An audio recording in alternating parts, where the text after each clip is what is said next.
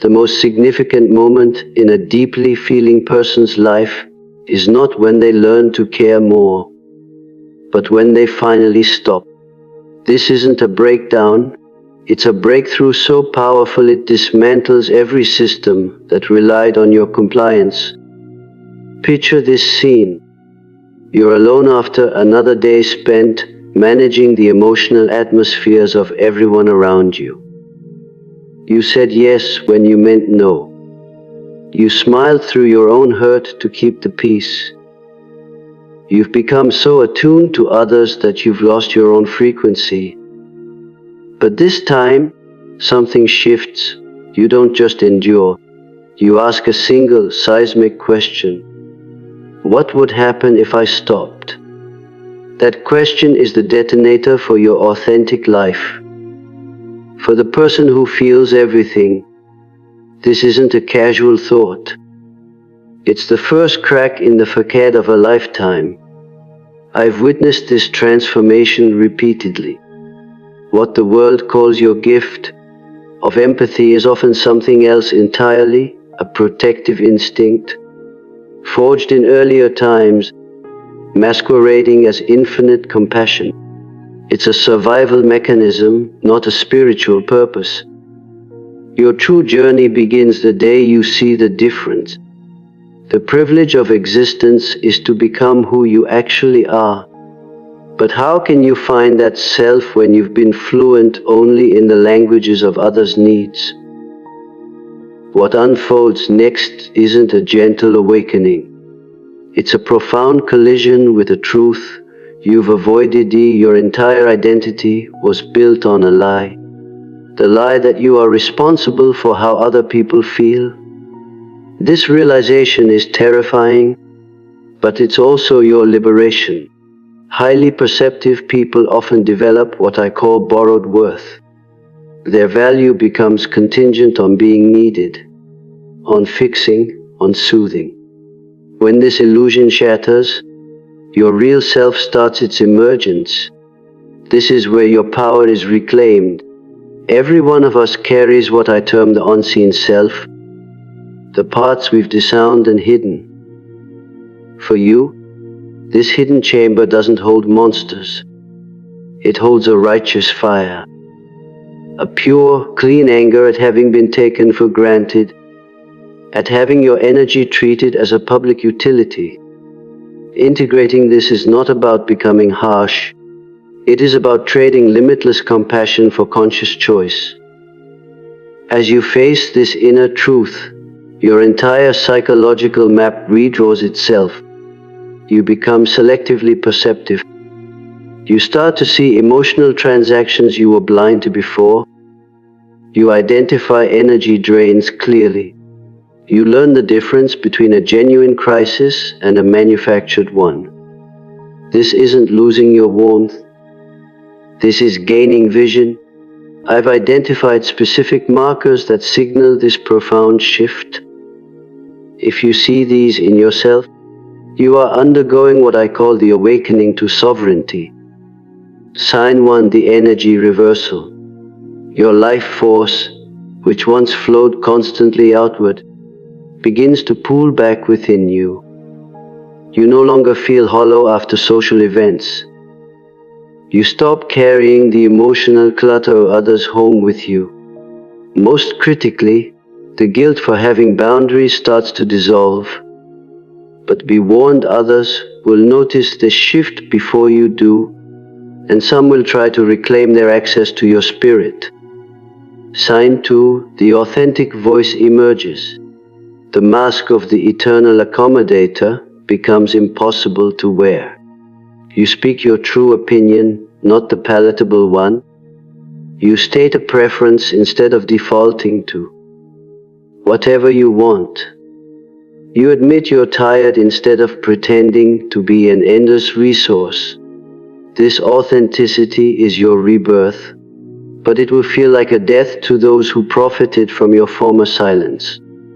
Sign 3, the end of illusory projections.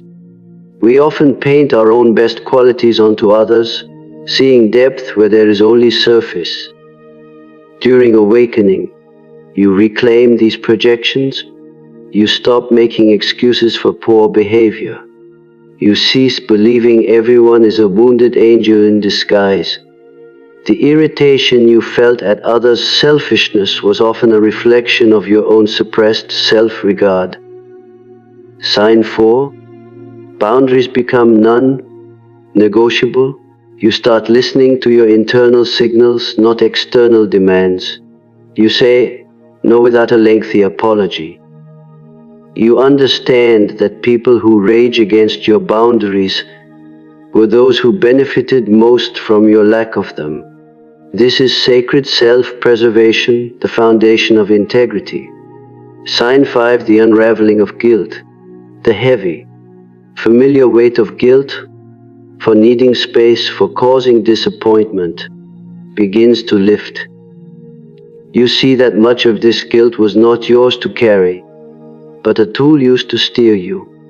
When someone sighs, "You've changed," you can now think, thankfully, without rushing to comfort them.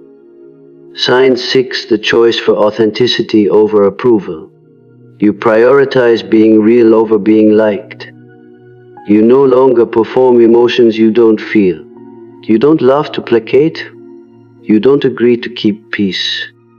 This realness acts as a filter. It draws the right people closer and reveals which connections were only transactional. Sign 7. The healer turns inward. Those who care for others are often attending to external wounds to avoid their own. In awakening, you direct that nurturing power inward. You ask, "What do I need?" before asking, "What does everyone else need?" You finally fill your own cup, realizing you can't pour from an empty vessel. Sign 8. The dawn of conscious connection. This is the ultimate goal, relating to others without losing yourself. You develop guarded compassion. You feel for people but refuse to adopt their emotions as your own. You attract those who respect your limits. You build relationships on mutual exchange, not one-sided depletion. You can love someone without needing to save them. This journey is not a gentle slope, it's an arduous climb. I call it the deep descent, a necessary period of disorientation that precedes true rebirth. You may feel a sense of loss because you are losing the old version of you that lived for approval. Relationships based on your utility will fall away. You'll face solitude, but in that silence, you'll meet yourself for the first time. This solitude isn't loneliness. It's the profound peace of being home in your own being.